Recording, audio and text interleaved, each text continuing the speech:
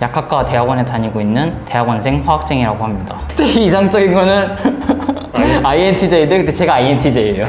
대학원의 일은 그 연구실에 들어온과 동시에 졸업하는 그날까지 끊임없이 이어져. 석사, 박사 중간에 나와버리면 아무것도 아니에요. 시간을 보낸 거지 그냥.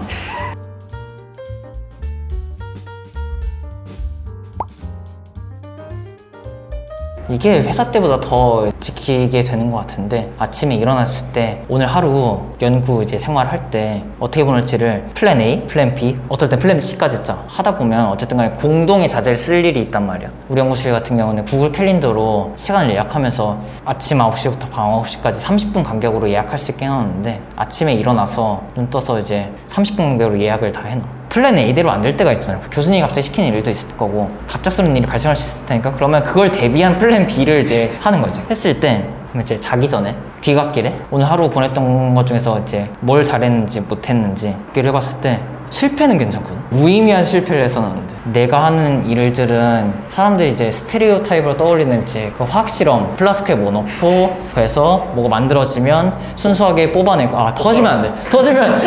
터지면 폭발 안 해? 야, 폭발하면 그건 진짜 위험한 거거든.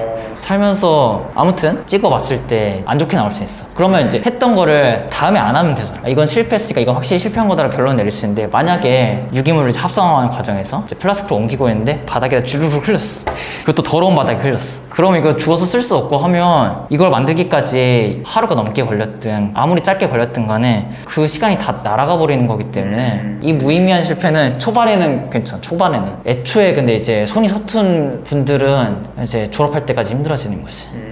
무의미한 실패를 하지 않도록 노력을 해야 되고, 순수하게 뽑아내는데 내가 원하는 구조가 아니다. 그러면 이제 이 방법으로 말고 다른 방법을 찾아야겠다. 이런 식으로 실패는 했지만 의미를 도출해낼 수 있는 게 있는데, 하루하루가 쌓여서 졸업까지 갔는데 이 하루가 망치잖아. 그러면 그 망치는 사람일수록 반년도 날려먹고 1년도 날려먹고 그냥 학위 과정 내내 날려먹을 수가 있단 말이야. 석사마다 그래서 졸업하고 나서 퍼포먼스가 다 달라. 억지로 졸업하는 사람이 있고, 그런 이제 하루하루의 성취에서 살게 나기 때문에 하루하루의 성과가 있는가. 그래서 어떻게 보면 지금 가지고 있는 루틴이라고 하는 것도 그 하루하루의 성과를 실패 없이 쌓아가기 위해서 있는 거네. 그래서 하루 점검이 꼭 있는 루틴인 것 같아요. 주말에는 당연히 사실 이렇게까지 신경을 안 쓰는데, 무의미하게 시간 흘려보내면 몸은 편하지만 주중에 활력 회복이 안 되는 것 같아요.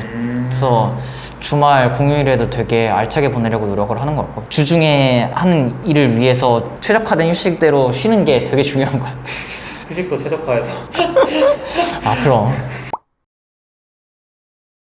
사실 기억에 남는 사람은 엄청 많은데, 좋든 나쁘든 진짜 많은데, 그러니까 그분은 원래 이 회사에 들어올 때는 C라는 부서였어. 들어오더니 사실은 B라는 부서에 가고 싶었는데 일단 어떻게든 회사에서 붙고 나서 가려고 일단 그 안에서 부서 이동을 하려고 들어왔다, 이런 걸 되게 어필을 많이 했던 거야. 이제 신입 때 어필을 해가지고 B라는 부서를 가게 되는데, B라는 부서에서도 맨 처음에는 아무래도 시간이 많이 걸리고 상대적으로 힘든 일을 하시게 됐어. 근데 또 B라는 부서 안에서도 힘든 일이다 보니까 상대적으로 좀 더 이제 제때 끝나는 일들을 하고 싶다, 이걸 되게 어필을 해서 제때 끝나는 일로 가셨어. 그래서 이제 제때 끝나는데도 회사에 좀 불만이 있으시고 그러신 거야. 그래서 그걸 보면서 이제 내가 느꼈던 거는, 난 사실 실험만 하면 사람이 이제 만족할 줄 알았는데 나는 실험이 아니라 연구를 하고 싶은 거더라고.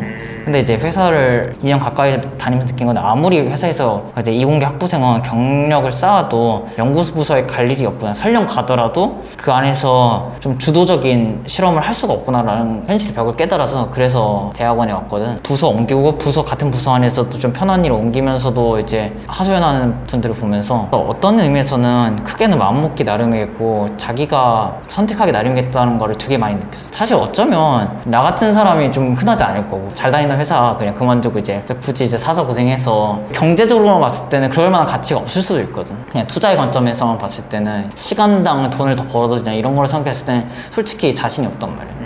그런데 그 직원분을 포함해서 다른 분들을 봤을 때 확실히 자기가 선택한 일에 대해서 몰입해서 일하는 게 정말 중요하구나는 걸 회사에서 많이 느꼈어. 그 계기를 제공한 분이었지. 아무래도 쉬운 일만 이제 탁탁 찾아서 가기보다는 의미 있는 일을 해야겠다. 의미는 근데 사실 각자가 부여하는 거거든. 그래서 내가 생각하기에 의미가 있는 일을 해야겠다. 의미 있는 일을 해야 된다. 그래서 이제 편한 일만 찾으려는 모습들을 보면서 그것보다는 의미 있는 일을 해나가는 게 더 중요하겠다. 조금 더 야근을 하더라도. 그럼 뭔가 워라밸이나 이런 부분보다 내가 일에 얼마나 몰입할 수 있고 그 일에서 내가 뭐를 얻느냐가 훨씬 중요한 거네.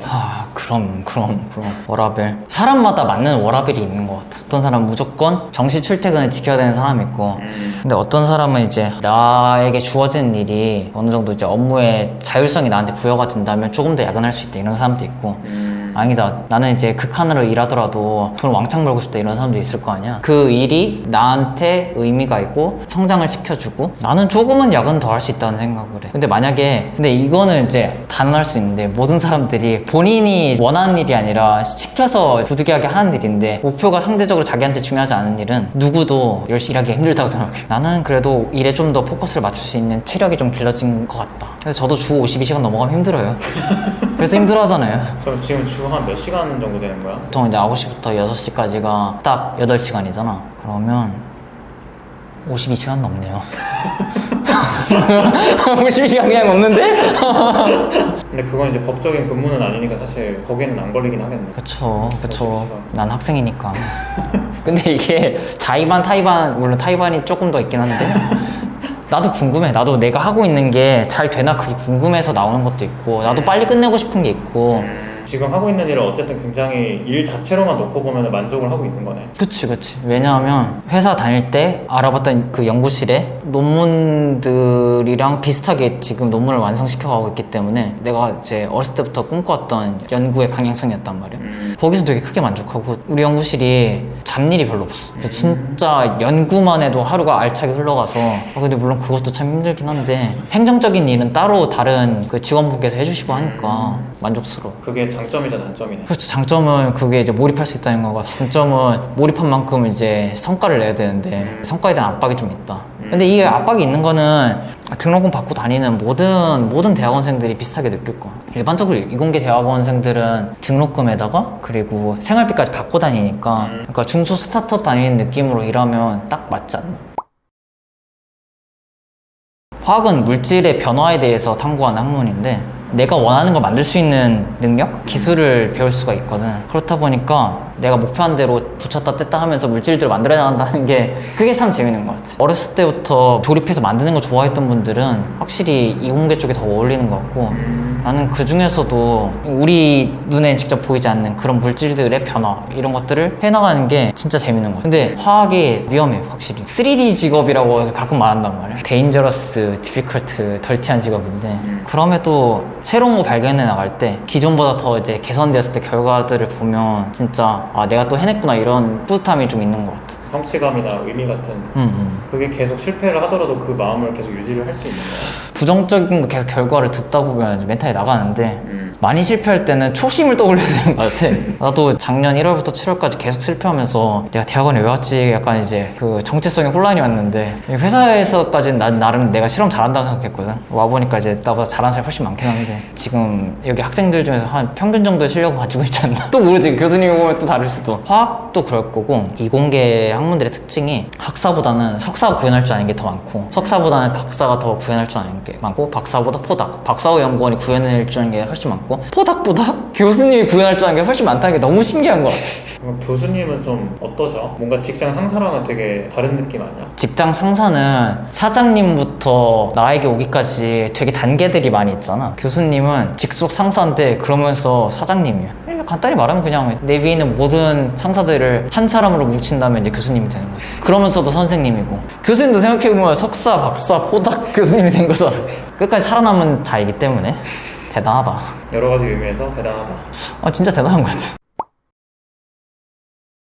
화학 쪽 일을 하고 싶다는 생각은 사실 고등학교 1학년 때? 1, 2학년 때부터 했던 것 같아. 물리랑 생물보다 화학이 제일 범용성이 있어 보였어. 화학 안에서 물리스러운 것도 할 수 있고, 화학 안에서도 생명과학스러운 것도 할 수 있을 테니까 일단 화학과에 가보자, 약간 이런 생각이었고, 20살 때까지만 해도 진짜 본업이 될 줄은 전혀 몰랐었어가지고. 근데 결국에는 선택을 하다 보니까 유기화학적인 일을 하지. 이제 앞으로도 하고 싶은 일은 뇌질환 관련된 치료제를 만드는 사람이 되고 싶어. 그러니까 어렸을 때는 막연하게 그냥 이공계 가야겠다, 이과 가야겠다 이런 거에서 화학을 골랐고, 화학 안에서도 의약품 개발 이쪽으로 간 거고, 그 안에서도 의약품 개발도 사실 또 다양하거든. 유기합성이라는 테마를 일단 좀 공부를 해보고 있는 거고, 갈 수 있으면 좋겠어. 왜냐면 생각보다 길이 좁아질수록 쿼터 기회가 흔치가 않기 때문에.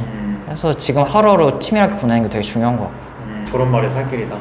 그렇죠. 회사 가면 또 퇴사만이 살 길이다 이렇게 얘기할 텐데 사람이 그래서 참 이제 희망이 있어야 돼요. 졸업이 됐든 퇴사가 됐든. 사람은 희망을 먹고 사니까. 내가 정리해놓은 것보다 이제 자연스럽게 대화하면서 더 방대하게 얘기했던 것 같아서 생각보다 술술 말이 잘 나왔던 것 같아서 되게 신기하고, 다음에도 신건희 작가님 채널에서 다양한 콘텐츠로 출연할 수 있으면 되게 좋을 것 같아요. 아니, 왜냐면 물론 화학 실험 좋아하긴 하는데 매일 그것만 하는 것보다는 좀 기본 전환도 필요하고, 또 다른 사람들 이제 분야가 다른 분들이 어떻게 나를 느끼나 이런 것도 궁금하기도 하니까 그런 소통의 창구가 많아지면 좋겠다. 즐거운 시간 보냈고 다음에도 또 불러주시면 좋겠습니다. 다음에 회사 들어가서 뵙는 걸로. 아, 회사 들어서 좋지. 그때는 퇴사만이 살 길이다. 이직만이 살기다 이러면서